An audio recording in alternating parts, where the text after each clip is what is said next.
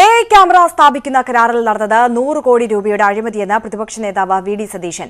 Consortium യോഗത്തിൽ Prasadio company ഉടമ പ്രകാശ് ബാബു പങ്കെടുത്തതിന് തെളിവുണ്ട്. അൽ ഹിന്ദ് കമ്പനി തട്ടിപ്പിനെക്കുറിച്ച് നേരത്തെ അറിയിച്ചിരുന്നു. വ്യവസായ മന്ത്രിയുടെയും വകുപ്പ് സെക്രട്ടറിയുടെയും കൈകൾ കെട്ടപ്പെട്ടെന്നും പ്രതിപക്ഷം ആരോപിച്ചു. AI ക്യാമറ സ്ഥാപിക്കുന്നതിന് ട്രോയ്സ് എന്ന കമ്പനിയിൽ നിന്ന് ഉപകരണങ്ങൾ വാങ്ങണമെന്നായിരുന്നു കരാറിലെ പ്രധാന വ്യവസ്ഥ. ട്രോയ്സ് 57 കോടി രൂപയുടെ പ്രപ്പോസലാണ് നൽകിയത്. എങ്കിലും 151 കോടിക്കാണ് ഉപകരണങ്ങൾ വാങ്ങിയത്. 45 കോടിക്ക് ചെയ്യാൻ പറ്റുന്ന കാര്യങ്ങൾ 151 കോടി രൂപയ്ക്ക് ചെയ്തത് ബാക്കി തുക വീതം വെക്കാനായിരുന്നു എന്ന് വി ഡി സതീശൻ ആരോപിച്ചു. ഇതിന്റെ മുഴുവൻ കാര്യങ്ങളും, അതായത് കൺട്രോൾ റൂം അടക്കം ക്യാമറ വാങ്ങിക്കുന്നത് ഉൾപ്പെടെയുള്ള സാധനങ്ങൾ എല്ലാത്തിനും കൂടി ചേർന്ന് 57 കോടി രൂപയാണ് ഇവരുടെ യഥാർത്ഥ പ്രപ്പോസൽ. 151 കോടി രൂപയ്ക്ക് ടെൻഡർ കൊടുത്തിരിക്കുന്നത്. അത് കാർട്ടൽ രൂപീകരിച്ചിട്ടാണ് ടെൻഡർ കിട്ടിയത്. കോമ്പറ്റേറ്റീവ് ടെൻഡർ അല്ല കിട്ടിയിരിക്കുന്നത്. ഇവരുടെ തന്നെ കാർട്ടലുകളാണ്, കൂടെയുള്ള ആളുകൾ തന്നെയാണ് മത്സരിച്ചത്. മുഴുവൻ കാര്യം കൺട്രോൾ റൂം സ്ഥാപിക്കുന്നതും കൺട്രോൾ റൂം ഫേർണിച്ചർ ഉൾപ്പെടെയുള്ള മുഴുവൻ കാര്യങ്ങൾ എല്ലാത്തിനും കൂടിയുള്ള ചെലവാണ്.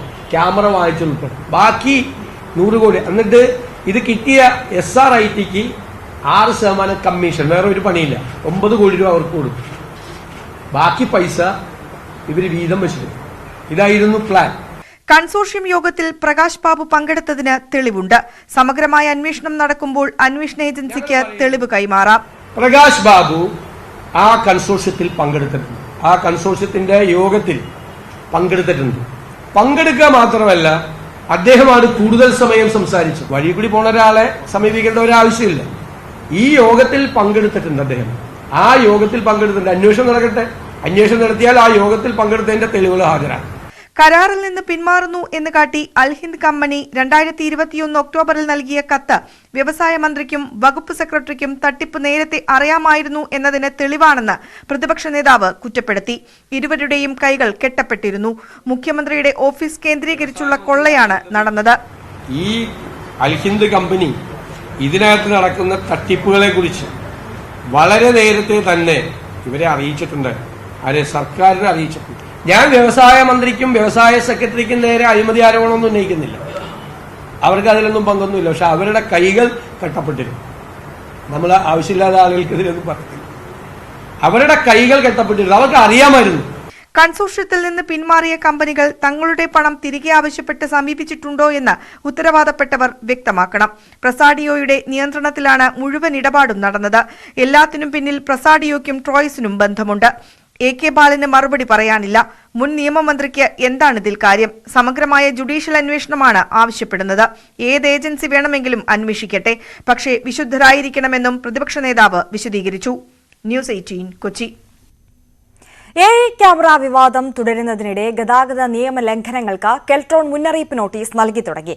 ഇന്നലെ മുതലുള്ള നിയമലംഘനങ്ങൾക്കാണ് നോട്ടീസ് അയച്ചു തുടങ്ങിയത്. തുടക്കത്തിൽ മുന്നറിയിപ്പ് നോട്ടീസ് മാത്രമാണ് അയക്കുന്നത്. 20 മുതൽ പിഴ ഈടാക്കി തുടങ്ങും. പിഴ ഈടാക്കാതെ മുന്നറിയിപ്പ് നോട്ടീസ് സ്വന്തം കയ്യിൽ നിന്ന് പണം ചിലവാക്കി അയക്കാനാകില്ല എന്നായിരുന്നു കെൽട്രോണിന്റെ നിലപാട്. എന്നാൽ കരാർ വ്യവസ്ഥയിലെ ക്രമക്കേട് പുറത്തു വന്നതോടെ സമ്മർദ്ദം കൂടി. ഇതോടെയാണ് സ്വന്തം നിലയിൽ പണം ചിലവാക്കി മുന്നറിയിപ്പ് നോട്ടീസ് അയച്ചു തുടങ്ങിയത്. ഫോട്ടോ ഉൾപ്പെടെയുള്ള മുന്നറിയിപ്പ് നോട്ടീസ് പോസ്റ്റൽ വഴിയാണ് അയക്കുന്നത്. ഇന്നലെ മുതലുള്ള തെരഞ്ഞെടുത്ത നിയമലംഘനങ്ങൾക്ക് മാത്രമാണ് നോട്ടീസ് അയക്കുന്നത്. മെയ് 19 വരെ പിഴ ഒഴിവാക്കി ബോധവൽക്കരണത്തിനായി നോട്ടീസ് അയക്കും. 20 മുതൽ പിഴ ഈടാക്കി തുടങ്ങും.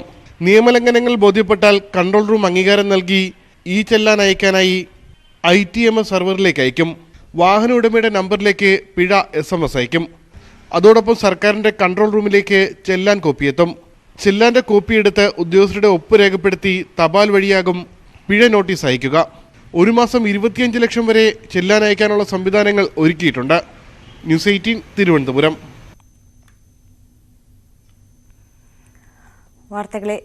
മറ്റു വാർത്തകളിലേക്ക്. AI ക്യാമറ വിവാദത്തിൽ മുഖ്യമന്ത്രി മൗനം തുടരുന്നതിനിടെ CPM സംസ്ഥാന സമിതി യോഗം തിരുവനന്തപുരത്ത് തുടങ്ങി. പാർട്ടി സംസ്ഥാന സെക്രട്ടേറിയറ്റിലും മുഖ്യമന്ത്രി വിവാദത്തിൽ നിലപാട് വ്യക്തമാക്കിയിരുന്നില്ല. സംസ്ഥാന സമിതി യോഗത്തിന്റെ അജണ്ടയിലും ഈ വിഷയം ഉൾക്കൊള്ളിച്ചിട്ടില്ല. എന്നാൽ നിരന്തരം മുഖ്യമന്ത്രിക്കെതിരെ പ്രതിപക്ഷം തെളിവുകൾ പുറത്തുവിടുന്ന സാഹചര്യത്തിൽ വിവാദം ചർച്ചയാകാൻ സാധ്യതയുണ്ട്. തൃക്കാക്കര ഉപതെരഞ്ഞെടുപ്പ് തോൽവി അടക്കമുള്ള സംഘടനാ വിഷയങ്ങൾ സംസ്ഥാന സമിതി ചർച്ച ചെയ്യും. മേളപ്രമാണി സ്ഥാനത്ത് നിന്ന് മാറ്റിയതിലുള്ള ആരോപണങ്ങളിൽ പെരുവനം കുട്ടൻ മാരാർക്ക് പാറമേക്കാവ് ദേവസ്വത്തിന്റെ മറുപടി. പെരുവനത്തിന്റെ പ്രതികരണം വസ്തുതാവിരുദ്ധമെന്ന് ദേവസ്വം വാർത്താക്കുറിപ്പിൽ അറിയിച്ചു. കഴിഞ്ഞ വർഷത്തെ വേല ആഘോഷത്തിലെ മേളത്തിന് മകനെ കുത്തിത്തിരികിയതാണ് പ്രശ്നങ്ങൾക്ക് കാരണം. പ്രായം കൊണ്ടും മികവ് കൊണ്ടും സീനിയോറിറ്റി കൊണ്ടും പെരുവനത്തേക്കാൾ ഉയർന്നത് കിഴക്കൂട്ട അനിയൻ മാരാരാണെന്നും വാർത്താക്കുറിപ്പിൽ പറഞ്ഞു. ന്യൂസ് 18 പെരുവനത്തിന്റെ പ്രതികരണങ്ങളാണ് പ്രസ്താവനയ്ക്ക് അടിസ്ഥാനം. സിനിമയിലെ ലഹരി ഉപയോഗത്തെക്കുറിച്ച് ശരിവെച്ച് നടൻ ടിനി ടോം. മകന് സിനിമയിൽ അവസരം ലഭിച്ചെങ്കിലും ലഹരി ഉപയോഗത്തെക്കുറിച്ചുള്ള ഭയം മൂലം വേണ്ടെന്ന് വെച്ചെന്ന് ടിനി ടോം ആലപ്പുഴയിൽ പറഞ്ഞു. കേരള സർവകലാശാല കലോത്സവ ഉദ്ഘാടന വേദിയിലാണ് ടിനി ടോമിന്റെ വെളിപ്പെടുത്തൽ. ലഹരിക്ക് അടിമയായ നടനെ അടുത്തിടെ കണ്ടതിനെക്കുറിച്ചും ടിനി ടോം വിശദീകരിച്ചു. തുടർച്ചയായ ലഹരി ഉപയോഗത്തിൽ നടന്റെ പല്ല് പൊടിഞ്ഞു തുടങ്ങി. സിനിമയിൽ പലരും ലഹരി ഉപയോഗിക്കുന്നുണ്ടെന്നും ലഹരിക്കെതിരായ പോലീസിന്റെ യോദ്ധാവ് ബോധവൽക്കരണ പരിപാടിയുടെ അംബാസിഡർ കൂടിയായ നടൻ പറഞ്ഞു. ഇനിയുള്ള കാലഘട്ടം എന്ന് പറയുന്നത് അപകടകരമായ കാലഘട്ടമാണ്. എൻ്റെ മകന് ഇപ്പോൾ രണ്ടാഴ്ച മുമ്പുണ്ടായ സംഭവം. എൻ്റെ മകന് സിനിമയിൽ ഒരു വലിയ നടൻ്റെ മകനായിട്ട് അഭിനയിക്കാനുള്ള ചാൻസ് കിട്ടി. എൻ്റെ വൈഫ് പറഞ്ഞു വിടാൻ പറ്റില്ല എന്ന് പറഞ്ഞു. ഭയം മയക്കുമരുന്ന് തന്നെയാണ്. ഞാൻ പറഞ്ഞു ഇത് സിനിമ എന്ന് പറഞ്ഞിട്ടുണ്ടെങ്കിൽ ഞങ്ങളിവിടെ കച്ചവടം നടത്തുന്നൊന്നുമില്ല, അവന് വിട്ടുന്ന് വിചാരിച്ച് കുഴപ്പമില്ല. പക്ഷേ ഈ 17-18 വയസ്സിലാണ് ഏറ്റവും കൂടുതൽ വഴി തെറ്റുന്നത്. അതുകൊണ്ട് ആയൊരു മകനാണ് എനിക്കുള്ളത്. നിങ്ങൾ ഹൗസ്ഫുൾ എന്ന് പറഞ്ഞ സിനിമ ഉണ്ടോ? കണ്ടിട്ടുണ്ടോ? 4 കുട്ടികളാണ്. അപ്പം ഞാൻ ഇതുപോലൊരു കോളേജിൽ ചെന്ന് കഴിഞ്ഞപ്പോൾ അവിടുത്തെ പ്രിൻസിപ്പൾ ചോദിച്ചു, മോന് 4 കുട്ടികളാണുള്ളതെന്ന് ചോദിച്ചു. ഒരു സിസ്റ്ററാണ്. ഞാൻ പറഞ്ഞു സിസ്റ്റർ അത് അഭിനയമാണ്. അഭിനയം അങ്ങനെയാണെങ്കിൽ ഒറിജിനലായിട്ട് എന്തായിരിക്കും എന്ന് ചോദിച്ചു. എനിക്ക് ആകെ ഒരു കുഞ്ഞാണുള്ളത്. അപ്പോൾ ഇങ്ങനെയുള്ള കുഞ്ഞുങ്ങളെ നമ്മൾ സംരക്ഷിക്കണമെങ്കിൽ ഇന്നത്തെ ഏറ്റവും വലിയ VC പറഞ്ഞതുപോലെ ഒരു വലിയ അപകടമാണ്. ഇപ്പോൾ ഇന്ന് എൻ്റെ മൊഴിയെടുക്കുമെന്നും പറഞ്ഞിട്ട് ന്യൂസൊക്കെ വന്നുകൊണ്ടിരിക്കുക. കാരണം സിനിമയിൽ ഞാൻ യോദ്ധാവ് എന്ന് പറഞ്ഞ് കേരള പോലീസിൻ്റെ മയക്കുമരുന്നിനെതിരെയുള്ള ആ നീക്കത്തിലൊരു അംബാസഡറായിട്ട് തന്നെ അവർ തിരഞ്ഞെടുത്തിട്ടുണ്ട് കേരള പോലീസ്. അപ്പോൾ അതുമായി എല്ലാ പ്രവർത്തനത്തിനും നമ്മളെ യുവത്വത്തെ നശിപ്പിക്കുന്ന നമ്മുടെ യുവാക്കളെ നശിപ്പിക്കാൻ വേണ്ടിയിട്ടിരിക്കുന്ന ഈ മഹാമാരിയിൽ നിന്ന് നമ്മൾ ആണ് മുൻകൈ എടുത്ത് നിൽക്കേണ്ടത്. നിങ്ങൾ യുവാക്കളാണ് അതിന് മുന്നിൽ നിൽക്കേണ്ടത്. കല നമ്മുടെ ലഹരിയായി മാറട്ടെ. നിങ്ങൾ ചെയ്യേണ്ടതെന്ന് പറഞ്ഞാൽ നിങ്ങളുടെ ലഹരിയെക്കുറിച്ച് പറഞ്ഞ് കലയാക്കി മാറ്റിയാൽ മതി. കാരണം ഞാൻ ഇതിലൂടെയൊക്കെ കടന്നു വന്നിട്ടുള്ളവനാണ്. ഞാൻ പുണ്യാനായിട്ട് ജനിച്ചിട്ട് ഇതൊന്നും ഉപയോഗിക്കാത്ത ഒരാളൊന്നുമല്ല. എല്ലാം ഉപയോഗിച്ചിട്ട് അതിൻ്റെ ഭവിഷ്യത്ത് മനസ്സിലാക്കിയിട്ടുള്ളവനാണ്. ഈ അടുത്തൊരു സിനിമാ താരം എന്നോടൊപ്പം അഭിനയിച്ചപ്പോൾ അദ്ദേഹം ലഹരിക്ക് അടിമയാണ്. അദ്ദേഹത്തിൻ്റെ പല്ല് പൊടിഞ്ഞു തുടങ്ങിയിട്ടുണ്ട്. അപ്പോൾ പല യുവജനങ്ങളും പറയും അവൻ നന്നായിട്ട് ആക്ട് ചെയ്യുന്നുണ്ട്, ഇത് ഉപയോഗിക്കുന്നുണ്ട്. അത് ഈ ലൈറ്റ് പോലെയാണ്. അതിലേക്ക് ഇലക്ട്രിസിറ്റി കടത്തി വിടുമ്പോൾ ഇങ്ങനെ നന്നായിട്ട് ബ്രൈറ്റായിട്ട് നിൽക്കും. പക്ഷെ അതിൻ്റെ ആ ഫിലമെൻ്റ് അടിച്ചു പോയാൽ പിന്നെ തിരിച്ചു കിട്ടൂല. അപ്പോൾ എൻ്റെ നേരിട്ടുള്ള അനുഭവമാണ്. എൻ്റെ ചുറ്റും ഇതൊക്കെ ഉണ്ടായിരുന്നു. അത് ഉപയോഗിക്കുന്ന ഒരാളെ കണ്ടിട്ട് ഞാൻ പല്ല് പൊടിഞ്ഞു, ഇനി എല്ല് പൊടിഞ്ഞു തുടങ്ങുമെന്ന് പറയുന്നത് 3-4 വർഷം കൊണ്ട് ഇടിച്ചു നിൽക്കും.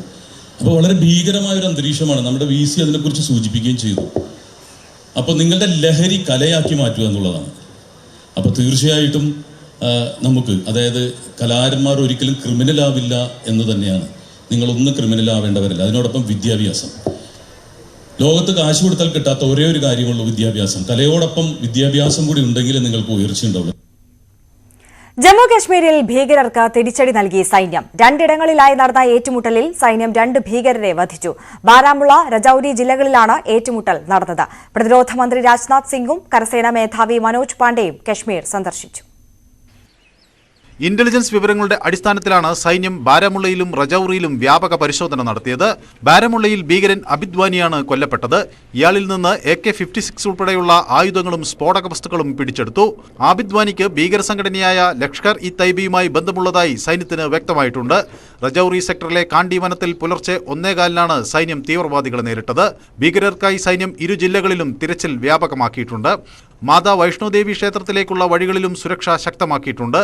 ഉത്തരമേഖല army commander lieutenant general Upendra Dwivedi സ്ഥലത്തെത്തി. പ്രദേശത്തെ സുരക്ഷാ സംവിധാനങ്ങൾ ഉന്നത ഉദ്യോഗസ്ഥരുമായി ചേർന്ന് വിലയിരുത്തി. ഇന്നലെ രജൌരി മേഖലയിൽ നടന്ന ഏറ്റുമുട്ടലിൽ 5 സൈനികർ വീരമൃത്യു വരിച്ചിരുന്നു. പൂഞ്ചിൽ കഴിഞ്ഞ മാസം 5 സൈനികരുടെ വീരമൃത്യുവിന് ഇടയാക്കിയ സ്ഫോടനം നടത്തിയ ഭീകരർക്കായി ത്രിനേത്ര എന്ന പേരിൽ സേന നടത്തിയ ദൗത്യമാണ് ഏറ്റുമുട്ടലിൽ കലാശിച്ചത്. National desk, news 18. Elathur train തീവെപ്പ് കേസിൽ NIA തെളിവെടുപ്പ് ആരംഭിച്ചു. പ്രതി ഷാറൂഖ് സേഫിയെ ഷൊർണൂരിലെത്തിച്ചാണ് NIA സംഘം തെളിവെടുപ്പ് നടത്തിയത്. NIA കേസ് ഏറ്റെടുത്തതിനു ശേഷം നടത്തുന്ന ആദ്യ തെളിവെടുപ്പാണ് ഷൊർണൂരിൽ നടന്നത്. ആദ്യം ഷൊർണൂർ റെയിൽവേ സ്റ്റേഷനിലും പിന്നീട് കുളപ്പുള്ളി റോഡിലെ പെട്രോൾ പമ്പിലും എത്തിച്ചാണ് തെളിവെടുപ്പ് നടത്തിയത്. വരും ദിവസങ്ങളിൽ എലത്തൂർ, കണ്ണൂർ എന്നിവിടങ്ങളിൽ പ്രതിയെ എത്തിച്ച് തെളിവെടുപ്പ് നടത്തും. ഏപ്രിൽ 2-നാണ് എലത്തൂരിൽ വെച്ച് ആലപ്പുഴ കണ്ണൂർ എക്സിക്യൂട്ടീവ് ട്രെയിനിൽ ഷാറൂഖ് സേഫി പെട്രോൾ ഒഴിച്ച് തീവെച്ചത്. വാർത്തകളിലേക്ക്. മണിപ്പൂരിലെ അക്രമ സംഭവങ്ങളുടെ പശ്ചാത്തലത്തിൽ സർവകക്ഷി യോഗം വിളിച്ച് സർക്കാർ. മുഖ്യമന്ത്രി എൻ ബിരേൻ സിംഗ് അധ്യക്ഷനായ യോഗത്തിൽ കോൺഗ്രസ്, NPF, NPP തുടങ്ങി 7 രാഷ്ട്രീയ പാർട്ടികൾ പങ്കെടുക്കും. അതേസമയം മണിപ്പൂർ സംഘർഷത്തിൽ ഇതുവരെ മരിച്ചത് 54 പേരെന്ന് റിപ്പോർട്ട്.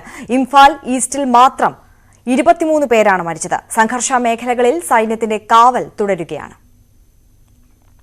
മണിപ്പൂരിൽ നിന്ന് മലയാളി വിദ്യാർത്ഥികളെ നാട്ടിലെത്തിക്കും. 9 വിദ്യാർത്ഥികളാണ് മണിപ്പൂരിൽ കുടുങ്ങിക്കിടക്കുന്നത്. ഇംഫാലിൽ നിന്ന് ഇവരെ കൊൽക്കത്തയിൽ എത്തിക്കും. തിങ്കളാഴ്ച 9 പേരെയും ബംഗളൂരുവിൽ എത്തിക്കും. വിമാനയാത്രാ ചെലവ് സർക്കാർ വഹിക്കും. മലബാർ ഗ്രൂപ്പിന്റെ കീഴിൽ കുറ്റിക്കാട്ടൂരിൽ ഒരുങ്ങുന്ന മൊണ്ടാന ടൌൺഷിപ്പിന്റെ ഭാഗമായുള്ള ക്ലൌഡ് ബറി സിഗ്നേച്ചർ വില്ലാമെന്റ് പ്രോജക്ടിന്റെ ഉദ്ഘാടനം മന്ത്രി വി അബ്ദുറഹ്മാൻ നിർവഹിച്ചു. മലബാർ ഗ്രൂപ്പിലെ ജീവനക്കാർക്ക് വിദഗ്ധ പരിശീലനത്തിനായുള്ള മലബാർ ഗ്ലോബൽ സെന്റർ ഫോർ എക്സലൻസിനും തുടക്കമായി. PTA റഹീം MLA അധ്യക്ഷനായി. Malabar group chairman MP Ahmed, executive director KP Veerankutty എന്നിവർ ചടങ്ങിൽ പങ്കെടുത്തു. 120 ഏക്കറിലധികം വിസ്തൃതിയിൽ അത്യാധുനിക സൌകര്യങ്ങൾ അടങ്ങിയ പാർപ്പിട സമുച്ചയങ്ങളോടാണ് മൊണ്ടാന ടൌൺഷിപ്പ് യാഥാർത്ഥ്യമാകുന്നത്. ഇതിന്റെ ഭാഗമായി അൾട്രാ ലക്ഷറി സെഗ്മെന്റിൽ ക്ലൌഡ് ബറി സിഗ്നേച്ചർ വില്ലാമെന്റ് പദ്ധതിയിൽ ആദ്യഘട്ടമായി 4 ബ്ലോക്കുകളിലായി 22 യൂണിറ്റ് വില്ലകളുടെ നിർമ്മാണം പൂർത്തിയായി.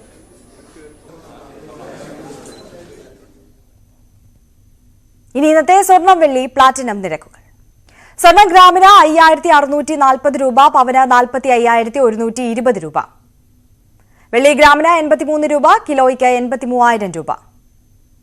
പ്ലാറ്റിനം ഗ്രാമിന് 3744 രൂപ, ഔൺസിന് 1,16,452 രൂപ.